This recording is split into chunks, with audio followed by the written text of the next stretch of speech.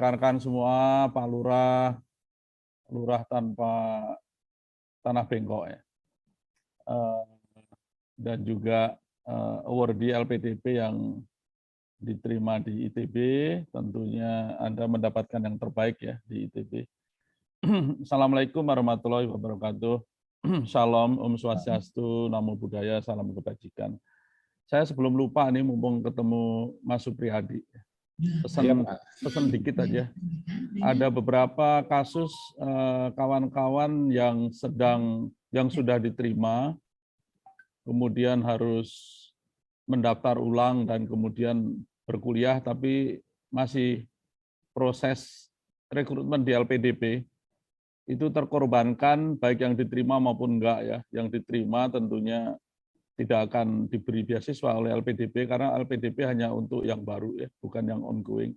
Ada 2 kasus yang saya sedih juga karena di ITB diminta untuk mendaftar dan mulai kuliah begitu. Waktu dia dapat beasiswa tentunya kita tidak bisa memberikan beasiswa ke yang sedang ongoing. Jadi mohon diperhatikan, kasihan anak-anaknya gitu. Kalau bisa ditunda, kalau enggak dibatalkan kelulusannya kan kita bisa proses lagi. Ditunda ya. Udah 1 semester gitu ya Pak, gitu ya?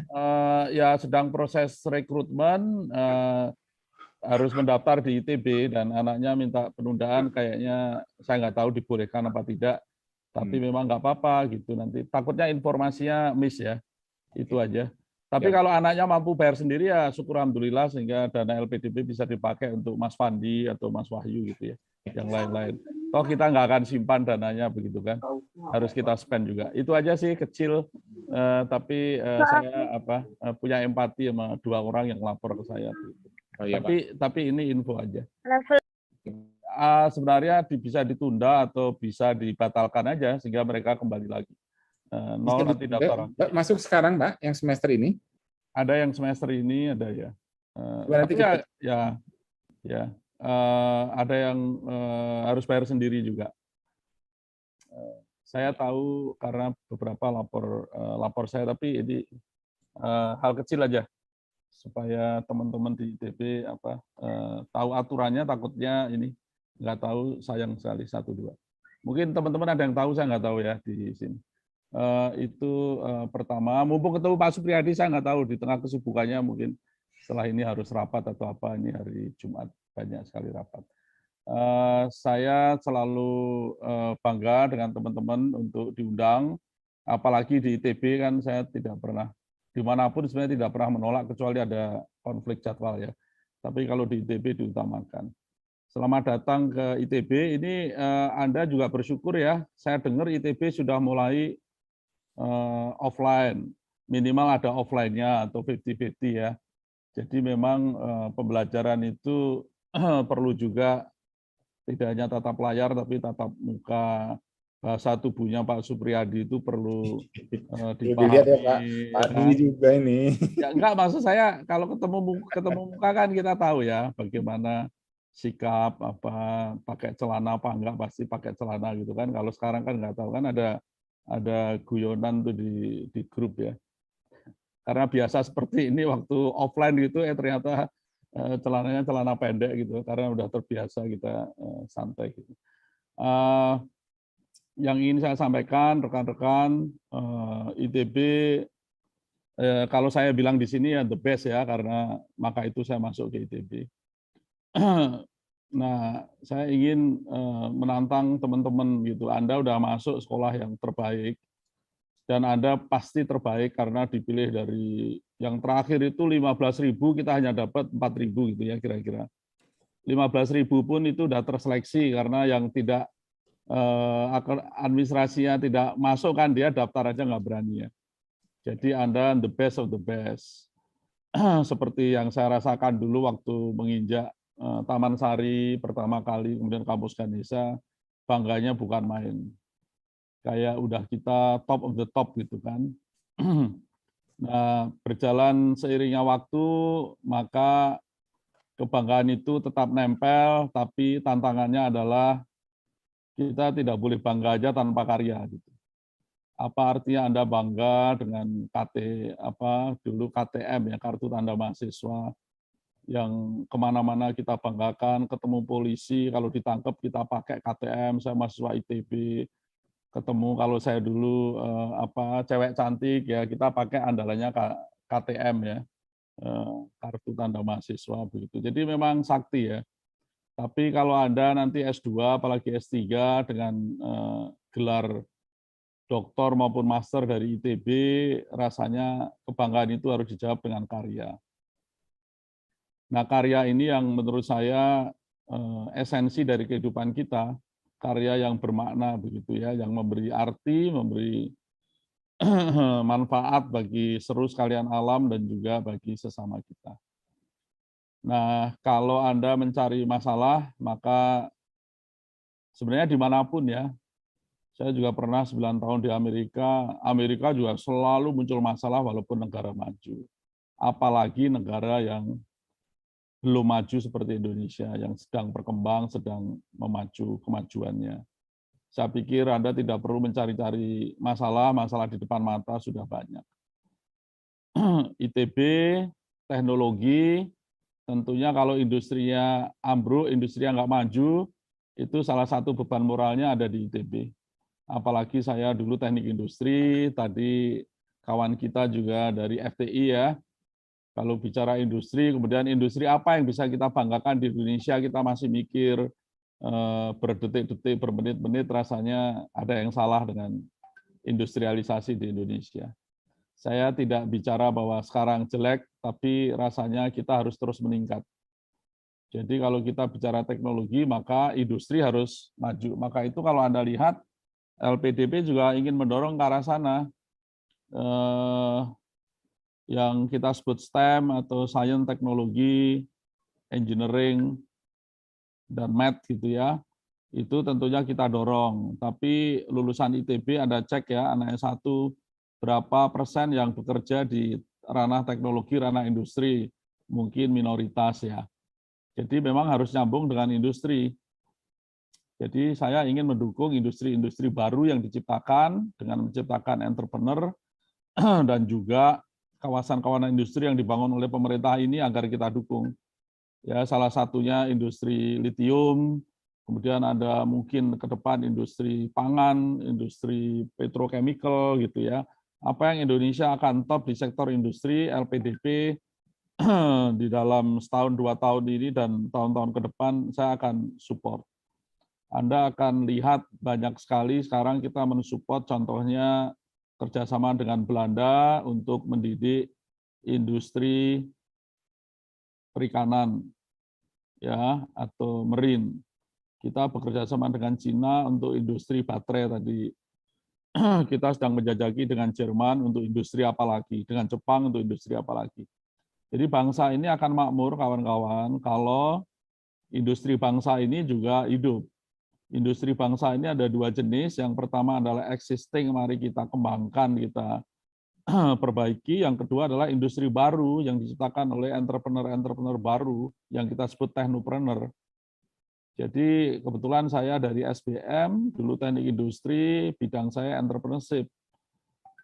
Jadi orang yang ingin jadi entrepreneur itu mayoritas adalah orang yang punya latar belakang sains dan teknologi seperti Anda. Kenapa? Karena Anda dididik untuk menjadi problem solver. Anda membuat sistem, Anda membuat mesin, Anda membuat produk begitu ya. Produk itu kalau nggak dikomersialkan, nggak menjadi manfaat sosial, Anda akan gemes gitu ya. Kenapa saya harus bikin mobil listrik tapi saya nggak mampu mengkomersialkan gitu. Jadi itulah keinginan jadi entrepreneur itu sangat tinggi di teman-teman seperti Anda semua. Bukan di teman-teman yang ada di SBM. Ya, yang belajar hanya manajemen atau belajar hanya ekonomi, tapi di teman-teman yang punya background science, engineering, desain, teknologi gitu. Nah, pentingnya bagi Anda adalah untuk paham tentang dunia entrepreneurship sehingga suatu saat Anda ingin jadi entrepreneur, Anda tahu jalannya, tahu mentornya siapa, kemudian kira-kira akses modalnya dari mana begitu ya. Ini menurut saya salah satu yang ingin kita dorong agar makin banyak industri, makin banyak startup yang dimiliki oleh anak bangsa ini. Dan kalau kita bicara entrepreneurship, maka itu Merauke sampai Sabang. Jadi keberadaan SBM di ITB itu harusnya menggarami fakultas sekolah lain. Tidak bisa eksklusif. Nggak ada gunanya kalau eksklusif, karena entrepreneurship, bisnis, manajemen itu diperlukan oleh Anda semua, baik nanti sebagai karyawan maupun sebagai entrepreneur. Jadi banyak gaulah dengan rekan-rekan dari berbagai jurusan, berbagai fakultas, selama Anda di ITB. Dan begitu Anda sekarang mahasiswa ITB, maka Profesor Supriyadi pun Anda bisa jangkau. Ya, profesor yang hebat di ITB yang Anda pengen ngobrol, Anda bisa. Tapi kalau Anda bukan mahasiswa ITB, tentunya ada jarak psikologis di mana Anda juga sungkan untuk bicara. Intinya adalah manfaatkan seluruh sumber daya ITB sebaik-baiknya untuk Anda, untuk kebaikan bangsa, dan manfaatkan juga networknya ITB yang sangat luas, tidak hanya di nasional tapi global, untuk mendapatkan pembelajaran yang terbaik selama Anda 2 tahun atau 3 tahun di ITB ya, baik S2 maupun S3. Ini penting sekali, kadang-kadang nanti Anda sadari, tahu-tahu sudah mau lulus dan Anda belum kenal siapa-siapa begitu kan. Jadi ini perlu Anda manfaatkan selagi Anda mahasiswa. Yang kedua, nikmati hidup di Bandung, tempat yang sangat indah sampai sejauh ini ya. Sangat indah dulu waktu kita kuliah ya, Prof. Supriyadi ya. Masih merasakan dinginnya di pagi hari, kabut di Jalan Dago gitu ya. Di tahun 84, tapi saya masuk ITB 84. Sampai 89 masih bagus. Tentunya Bandung adalah pusat dari anak-anak muda yang terus bergejolak, terus berkarya, anak-anak muda yang sangat kreatif, kumpulan dari banyak industri di Bandung. Saya hitung ada 10 kantor pusat BUMN ada di Bandung, berapa ratus perguruan tinggi ada di Bandung. Ini adalah melting pot, ini adalah kawah Candra di muka. Dan saya harap nanti kalau Anda kembali ke daerah Anda punya network di Bandung. Sehingga ketika membangun daerah Anda, tentunya Anda akan bisa benchmark dengan apa yang terjadi di Bandung, dan Anda punya network yang bisa Anda manfaatkan. Nikmati alamnya. Jawa Barat itu konon diciptakan ketika Tuhan tersenyum. Garut tidak jauh ya kan. Saya juga tinggal di sekitar Maribaya sana juga. Indahnya bukan main ya. Nikmati alam ini karena suara Tuhan, suara Allah itu sering muncul di dalam refleksi terhadap alam. Dan saya pikir hidup kita yang singkat, saya ingin teman-teman gantungkan cita-citamu setinggi bintang di langit, dan sekarang sudah nyantol ya, tinggal menjalani, melangkah terus, lakukan yang terbaik. Anak-anak muda, waktu sekarang adalah milikmu, bukan milik Prof. Supriyadi, bukan milik saya lagi. Milikmu saat ini dan masa depan adalah masa depanmu. Dan saya titip bangsa ini kemajuannya agar terus ada dorong. Bangsa ini terus maju, kawan. Saya, contoh kecil yang selalu saya sampaikan, saya orang Semarang, kalau dari Bandung ke Semarang sekarang perlu waktu 5 jam. 3 tahun, 4 tahun lalu masih 10 jam, 9 jam. Ini kemajuan yang secara fisik ya.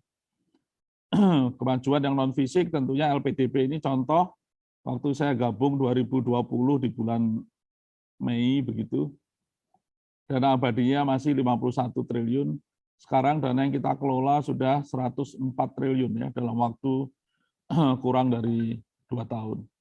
Ini contoh bukti komitmen pemerintah untuk pengembangan SDM. Dan tugas kami untuk menggunakan semua bagi hasilnya untuk sebaik-baiknya memberikan beasiswa dan juga riset agar bangsa ini makin maju. Anda memberikan yang terbaik dan LPDP selalu memberikan yang maksimal dampaknya untuk kemajuan bangsa. Ini tugas kita bersama, kawan, dan bangsa ini sekarang makin disegani, makin dihargai oleh bangsa-bangsa lain di dunia. Contoh nyata, sekarang kalau saya berhadapan dengan kawan-kawan dari Nederland begitu, saya tanya, Anda mau co-funding, mau membiayai berapa mahasiswa kita? Mereka bilang 10. Dalam hati gue, kok hanya 10 gitu. 100 pun saya berani, karena tiap tahun kita memberikan 4.000 sekarang. Jadi mereka mampunya 10, oke. Sekarang tahun ini akan meningkat lagi, konon 30. Ya kan? Sementara kita angkanya 4.000-an, belum dari Dikbud itu ada 1.500 untuk S2, S3. Jadi sudah di atas 5.000. Ini contoh bahwa rupiah kita sangat membanggakan. Ya, 104 triliun itu semua dalam bentuk rupiah. Dana dari masyarakat, dana dari pajak, dana dari seluruh rakyat Indonesia yang harus kita gunakan semaksimal mungkin, sebersih mungkin. Ini yang membanggakan bagi kita ya. Sekarang saya negosiasi dengan Jerman, kita juga tanya Jerman mau memberi berapa gitu kira-kira. Sebentar lagi dengan Jepang gitu. Jadi ini bukan kita sombong, tapi kita punya kemampuan ya untuk duduk sama rendah, berdiri sama tinggi dengan bangsa-bangsa maju di dunia. Ini yang penting saya sampaikan. Saya pikir tidak berlama-lama lagi. Saya terima kasih kepada ITB untuk selalu terbuka, dan saya ingin juga makin banyak ya yang ke ITB. Kemudian teman-teman yang ada di ITB sekarang manfaatkan sumber daya yang ada di ITB dan network-nya semaksimal mungkin, dan segera lulus itu bahasa saya ya.